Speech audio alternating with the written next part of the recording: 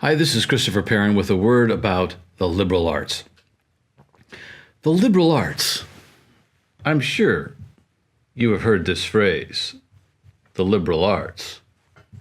Perhaps you've even gone to a school or college that purports to teach the liberal arts. Well, in that case, you must know what the liberal arts are. Can you name them? Well, if you're like me years ago when I started to think about this, I realized I couldn't name the liberal arts. I wasn't sure what they even were, but I thought I had studied them. In fact, in my travels, I've gone to colleges and talked sometimes to professors at liberal arts colleges and asked them, what are the liberal arts? And found that sometimes professors at liberal arts colleges cannot name the liberal arts. Sometimes I'll receive answers like English, but that's not one of the liberal arts, or history. Certainly philosophy must be one of the liberal arts, but no, philosophy is not one of the liberal arts, not traditionally speaking. It was, of course, history, English history and philosophy were disciplines in which the liberal arts were well at play, but none of those are a liberal art. Well, then what are the liberal arts? Traditionally, there were the seven liberal arts, the artes septem liberales, and they were in three groups.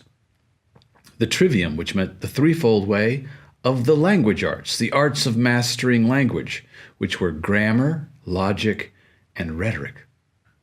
And then there were the quadrivium arts, or the mathematical arts. There were four of them. The word quadrivium means the fourfold way. And the quadrivium arts were arithmetic, geometry, astronomy, and music. Together, 3 + 4 = 7 liberal arts. What were the liberal arts for? Well, that's a great question. And it gets to the word liberal.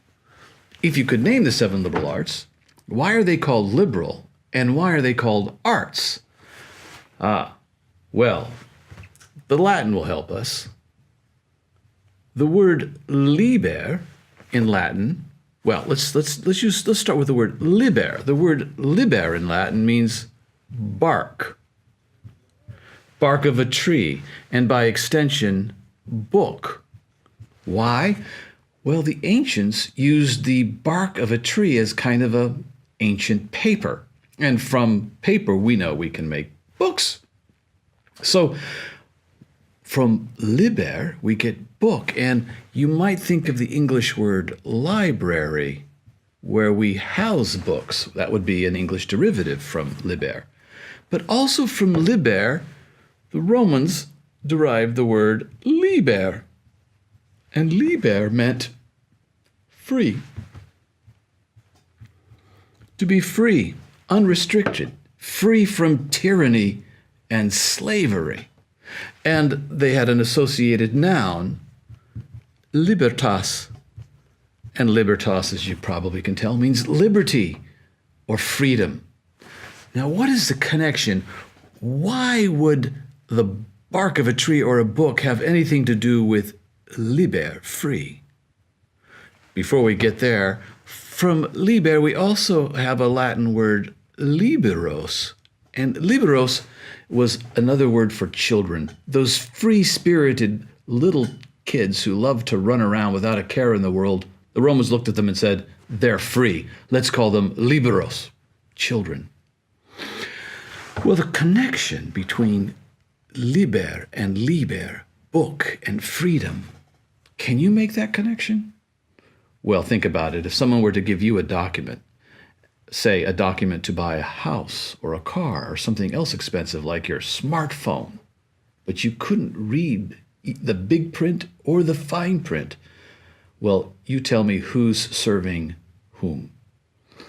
It was understood that to be able to read was to protect oneself, to be free from tyranny. It was also a means of accessing the best that's ever been thought or said that was kept in a treasury of books in a library. The books themselves made us free. That's the connection between liber to liber and liberty and the liberal arts. Nothing to do with politics here. Not liberal in the sense of liberal and conservative in the modern political environment. No, liberal in the sense of liberating. those arts which set one free. Well, I hope that's been helpful. I'll be back shortly to give you some insight into why the liberal arts are called the liberal arts. But that's all for now. I'll see you next time. Thanks for viewing.